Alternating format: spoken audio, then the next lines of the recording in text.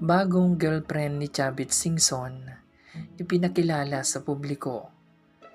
Naging usap-usapan ngayon sa social media ang bagong girlfriend ni Chavit Singson. Ito ay matapos kumalat ang isang video kung saan makikitang may ka-holding hands na isang babae habang nasa isang sikat na restaurant. Napansin agad ng mga netizen ang layo ng agwat nila na sinasabing tila nasa 20s below pa lamang ang naturang dalagita. Agad itong umani ng iba't ibang reaksyon sa social media at marami ang nagbigay ng kanilang sariling opinyon. Ang naturang sweet video post ay ibinahagi ng malapit na kaibigan ni Singson na naroon din sa restaurant.